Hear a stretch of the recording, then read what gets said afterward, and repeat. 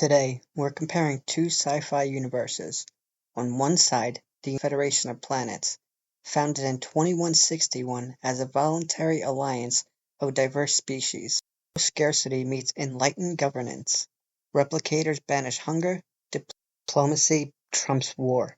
Every citizen, from Beta Z telepaths to neutral symbiotes, enjoys rights guaranteed by single vote per planet in the Federation Council. Opposing them is the Galactic Empire, born in 19 BBY from the ashes of a republic betrayed.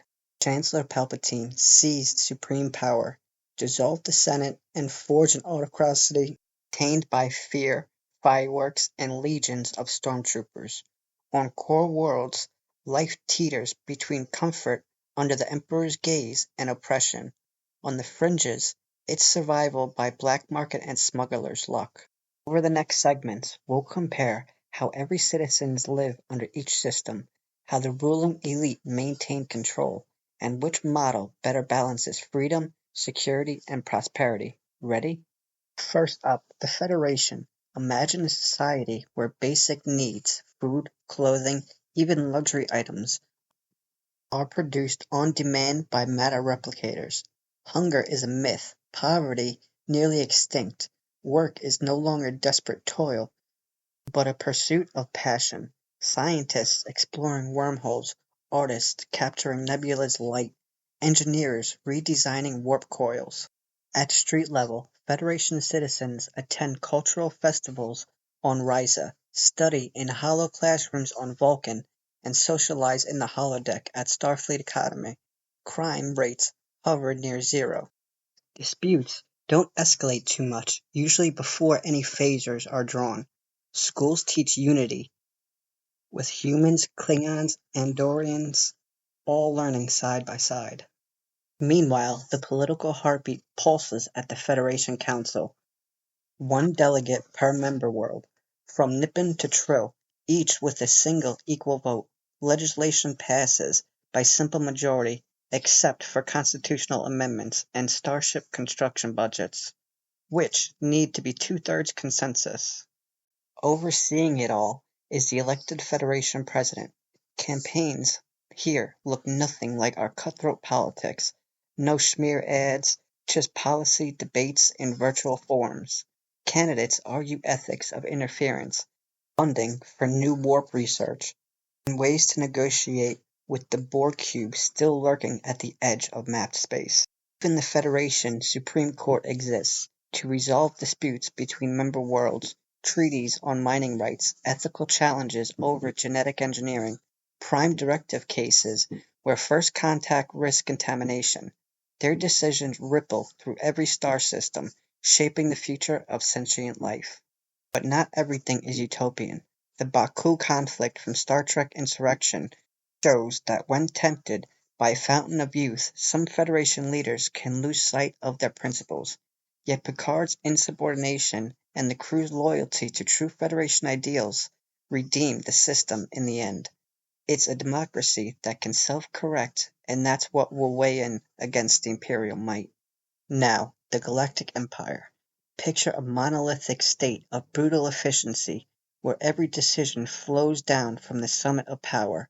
Emperor Palpatine, in 19 BBY, he dissolved the Republic Senate, executed Order 66 to eliminate the Jedi, and declared himself supreme ruler. The ruling council high command, mops, and regional governors enforce his will across the galaxy. On core worlds like Coruscant, citizens see gleaming spires stretching thousands of levels, red banners of the Imperial cog fluttering over plazas, and stormtrooper patrols at every intersection. Taxes fund superweapons, Starkiller Base, the Death Star, and keep citizens safe. Propaganda films glorifying Imperial victories. Mandatory holocasts show Palpatine delivering inspired addresses. Dissent is whispered only in private, for sedition carries a one-way ticket to a detention block. Travel to fringe systems Tatooine, Lothal, Minbin, and the life is harsh. Moisture farmers scrape by under twin suns, underpaid laborers mine kyber crystals beneath oppressive quotas.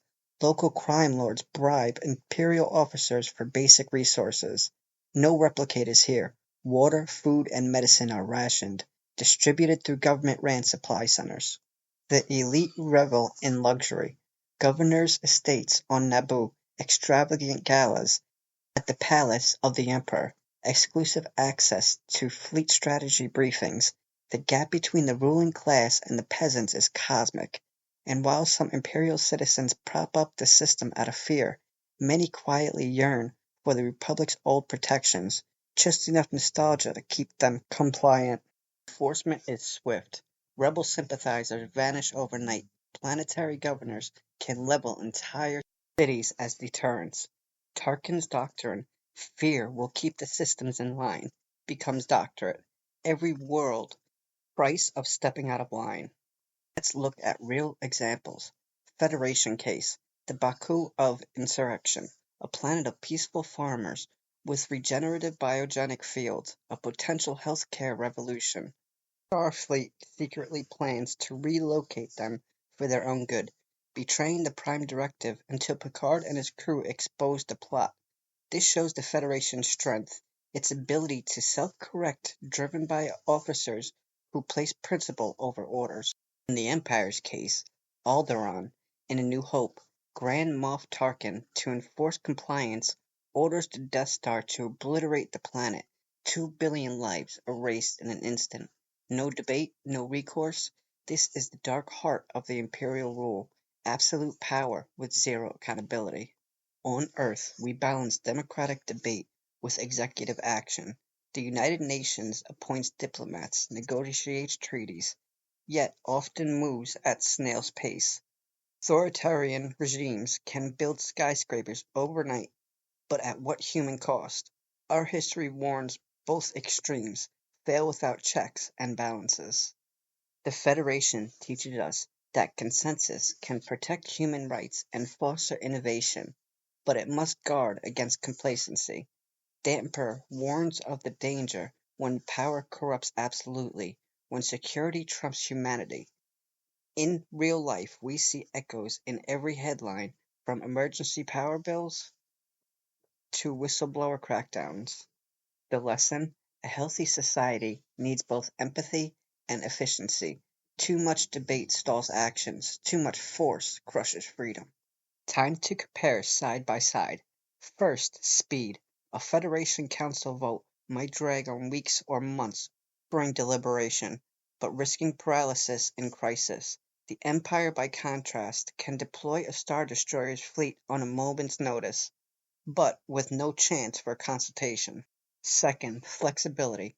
Federation's diplomats adapt protocols to alien cultures, inventing creative, peaceful solutions. Imperial officers enforce uniform policies galaxy-wide, which makes administration simple but often brutal. Third, ethics. The Federation safeguards individual rights and cultural identities, even at great cost. The Empire sacrifices lives and entire planets for strategic or ideological ends. So, Federation consensus or Imperial might, whose model guides you? Let me know in the comments below. Would you rule like Picard with principle and patience, or like Palpatine with power and precision? If you like this video, subscribe, like, and comment, and I will see you next time.